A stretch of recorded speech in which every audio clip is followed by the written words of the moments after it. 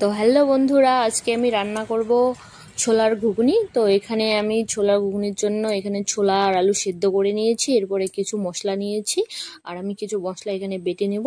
তা হচ্ছে আদা, রসুন, জিরে, পেঁয়াজ কুচি, শুকনো লঙ্কা, এগুলো আমি ভালো করে বেটে নেব। এরপরে আমি এখানে কড়াই বসিয়ে দিয়েছি, এখানে আমি সর্ষের তেল দিয়ে নিলাম।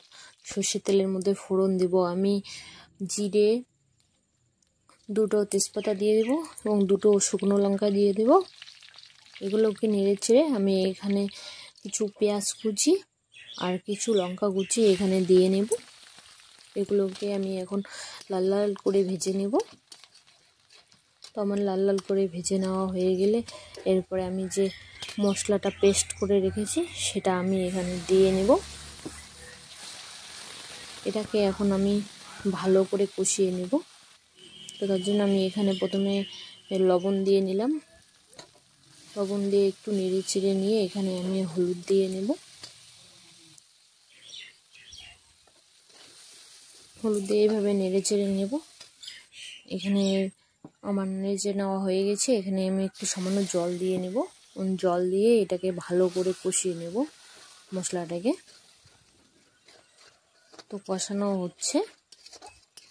এখানে আমি আলুগুলো গোটা গোটা আছে, এটাকে আমি এখন ম্যাশড করে নেব। তো আমার কষানো হয়ে গেছে, এখানে আলু আর ছোলাগুলো আমি দিয়ে নিচ্ছি। এটাকে আমি এখন ভালো করে কষিয়ে নেব। আমার এখানে বেশি শুকনো হয়ে গেছে, ওই জন্য সামান্য একটু জল দিয়ে নিলাম। তো এইভাবে ভালো করে নেড়ে চেড়ে নেবেন। তো আমার কষানো হয়ে গেছে, এখানে আমি এখন গরম জল অ্যাড করব।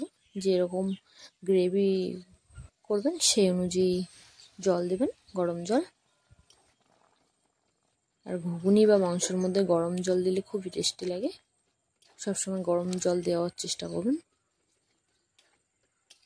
তো আমার গ্রেভি রেডি। এরপরে ফুটিয়ে আসলে আমি এখানে গরম মশলা অ্যাড করে দেব। এইভাবে রান্না করে খাবেন, দেখবেন খুবই টেস্টি লাগে খেতে। আমার বরমশাই তো খেয়ে বলছে খুবই দারুণ হয়েছে। তা আপনারা চাইলে এখানে খাসির তেলও অ্যাড করতে পারেন।